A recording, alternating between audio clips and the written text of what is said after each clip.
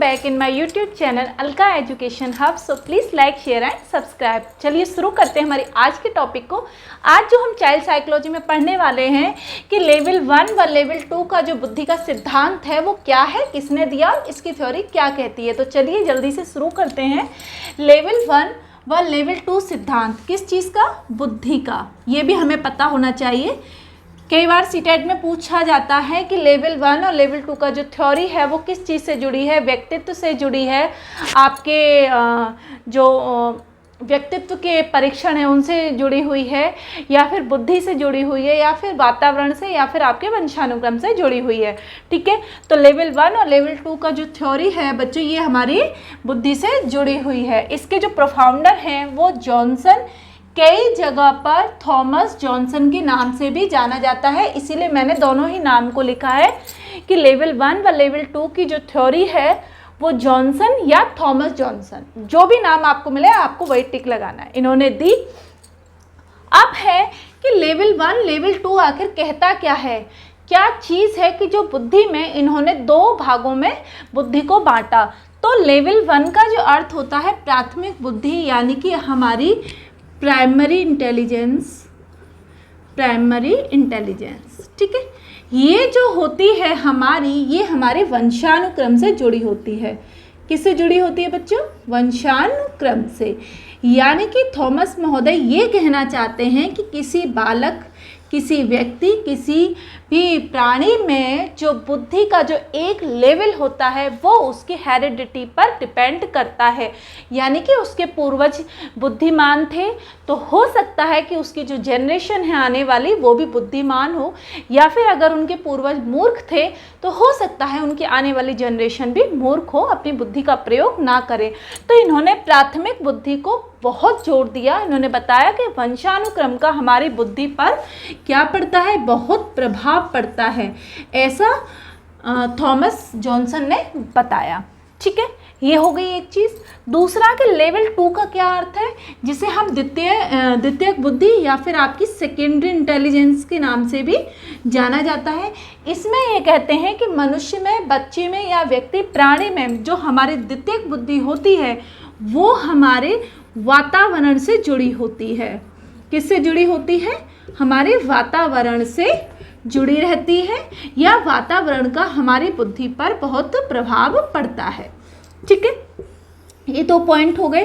अब ये कहना, इनका और क्या मतलब है कहने का कि जब बालक जन्म लेता है तो वो कुछ प्रतिभाओं के साथ जन्म लेता है, कुछ बुद्धि के साथ जन्म लेता है, एक अविकसित मस्तिष्क के साथ जन्म लेता है, लेकिन उसके जो गुण सूत्र होते हैं उसमें उसके शरीर का जो व्यक्तित्व होना है बड़े होके वो उसके वंशानुक्रम पर भी निर्भर करता है।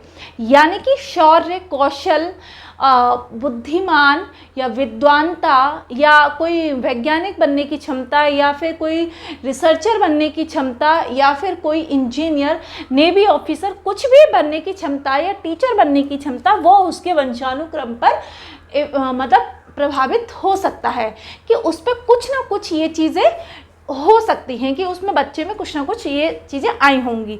ठीक है, दूसरी बुद्धि कि कुछ तो वो बुद्धि 10%, 20%, 50% अपने पूर्वजों से लेकर के आया, या उनके गुणसूत्र उसमें आए। उसके बाद जब बच्चा बड़ा होता है, ग्रो करता है, अपने आसपास के समाज को देखता है, वातावरण को देखता है, चाहे नेगेटिविटी से भरा हो या पॉजिटिविटी से भरा हुआ हो, उस बच्चे पर उस चीज़ का भी फर्क पड़ता है। यानी कि अगर कोई बच्चा है और वो हमेशा अपने आसपास लड़ाई झगड़ा देखता है तो उसके वातावरण का इतना इम्पैक्ट होगा कि वो अपने वंशानुक्रम को, जितने भी उसके अंदर एक गुण होंगे उनको क्या कर देगा, छीण कर देगा। वहीं जब बालक अपने वातावरण के आसपास कुछ पॉजिटिव चीज़ें देखेगा तो उसका जो हेरिडिटी का जो कॉन्सेप्ट होगा उसमें वो और विकसित होगा, या उसमें बढ़ने में और सहायता मिलेगी। तो यही जॉनसन महोदय कहना चाह रहे हैं कि किसी भी बालक में वंशानुक्रम और वातावरण, ये दोनों ही अध्याय मिलकर के एक बच्चे की बुद्धि को विकसित करते हैं। इसीलिए इनकी थ्योरी, ये जो लेवल 1 लेवल 2 की थ्योरी है, ये बहुत इम्पोर्टेंट है। अब मानो ये आपका दिमाग है, ठीक है, इसमें इन्होंने 1% रखा इन्होंने लेवल 1 को, और ये वाला भाग इन्होंने रखा लेवल 2 को। तो बोल रहे हैं कि जब हमारा वंशानुक्रम बहुत मजबूत है तो वातावरण अगर हमारा कम इफेक्ट वाला या कम मतलब ज़्यादा अच्छा नहीं भी होगा तो भी ये चीज़ें हमें क्या कर जाएंगी, सहायक हो जाएंगी। लेकिन अगर हमारा वंशानुक्रम कमज़ोर है तो हमारा वातावरण बहुत ज़्यादा इफेक्टिव होकर के भी बहुत ज़्यादा असर का काम नहीं करता। इसीलिए इन्होंने लेवल 1 में वंशानुक्रम को रखा, क्योंकि ये किसी भी बालक के विकास में एक मुख्य भूमिका निभाता है, उसकी बुद्धि को विकसित होने में एक कैसी भूमिका निभाता है, मुख्य भूमिका निभाता है। वहीं वातावरण उस बालक की बुद्धि को बढ़ाने में या उसकी बुद्धि की क्षमता को और ज़्यादा ब्रॉड करने में क्या होता है, सहायक होता है। क्या होता है बच्चों, सहायक होता है। यानी कि मेन पॉइंट जो है वो आपका वंशानुक्रम है, इसीलिए वो लेवल 1 है।